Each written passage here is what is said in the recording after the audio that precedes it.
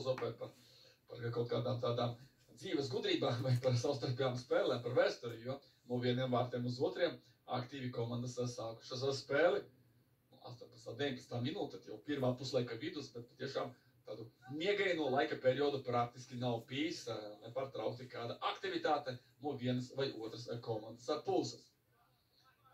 Tātad, jā, pirmajā un ceturtajā aplī divi neizšķirti starp šīm komandām, bet otrajā un trešajā aplī komandas apmainījās ar uzvarām, un katra uzvarēja savā laukumā.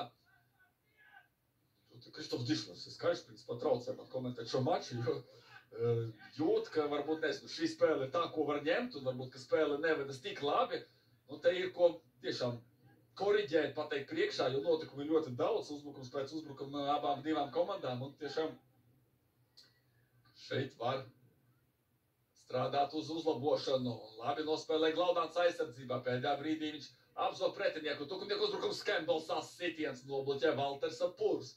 Ja ne Pūrs, tad mēs sagaidītu pirmo seivu, joprojām tādu neesam redzējuši.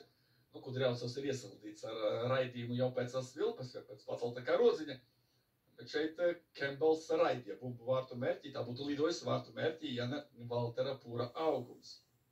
Un stūra sitiens arī tukumniekiem. Atceramies, spēles sākumā Jelgava nopelnīja dažas standarta situācijas. Un tagad tukuma atbildē Martins Štāls. Nē, tas nav Martins Štāls, tas ir Kaspars Annanis. Kaspars Annanis izpildīja stūra sitienu. Maksims Sidrovs savāc bumbu, tāla diagonāla, Kenrojam Campbellam. Campbells pret Ralfu Maslovu. Maslovam tieši pret tukumu pirmajā aplī aizsardzībā nepadevās mačs. Un te ļoti līdzīgā manierē kā Rogovs guva vārtus, arī Campbells aiziet prom no Maslova un it kā aiziet uz sitienu, te bīstam epizodi. Sāduras futbols ar galvā, manuprāt, uzreiz jāaicina medpersonāls. Un tagad ar mazo aizturīti galvenais tiesas sauc, jo nu ļoti neveiksmīgi.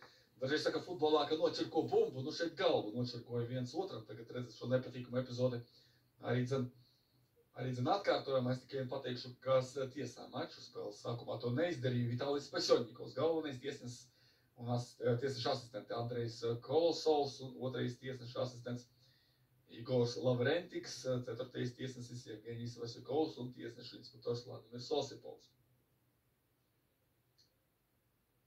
Un kamēr šī pauze tiešām novēlam, lai abi spēlētāji drīz vien būtu kājās un turpinātu spēli.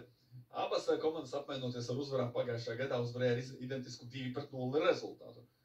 Tukumnieki pieveica tiesa gan pilsētas stadionā, nevis šeit, dabīgā seguma ar 2-0 Jelgavniekus. Toreiz Raivis Ķiršs guva abus vārtus un abos vārtos rezultatīvi asistēja nu pat karjeru beigušais Atis Ozols. Raivis Ķiršs arī nav šobrīd vairs komandā, bet atceros, ka tā spēle iezīmē tādu ļoti pārliecinošu tukumnieku pārsvaru. Jelgavas komandu nesen bija pārņēmis Škrlīgs, Slovāku speciālists, tā viena no sliktākajām spēlēm vispār Jelgavai.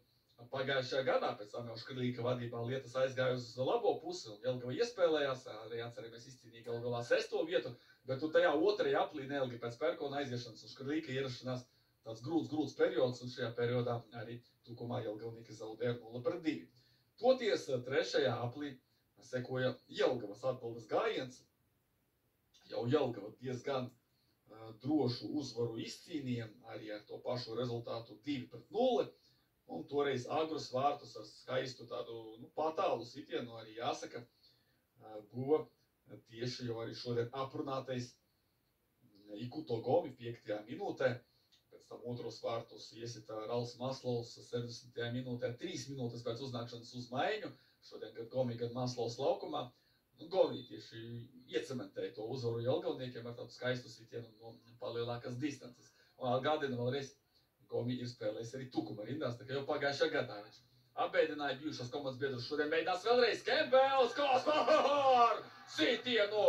Vai nevis Kaspar Sanmanis, bet Kaspar sitienu salto divkāršais, protams. Te ir tā kvalitāte no Campbella puses un tikko stāsta par Gomi tālu sitienu arī Campbella arsenālā. Tāds ir ļoti skaists vārtu guvs tukumniekiem mača 23. minūtē, pirmā puslaika vidus. Domāju, arī mazie puikas, kas vēro šo maču, ne tikai vietējie tukumnieki ir viesi arī no Rīgas, bija ļoti pārlaimīgi redzēt tieši šo Campbella salto. Vaicāju reiz.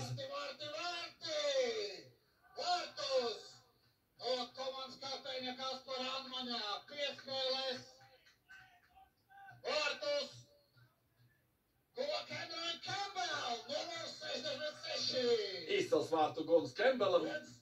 Pagājušajā gadā virslīgā viņš pirmos solīšus spēra pārstāvot Daugavpili un vaicāju Naurim Mackevičam, Daugavpils vadītājiem par to, vai nebiedēja šie viņa salto arī. Daugavpils komandas rindās viņš go vārds un meta salto preta metu. Un tad atbilde seko.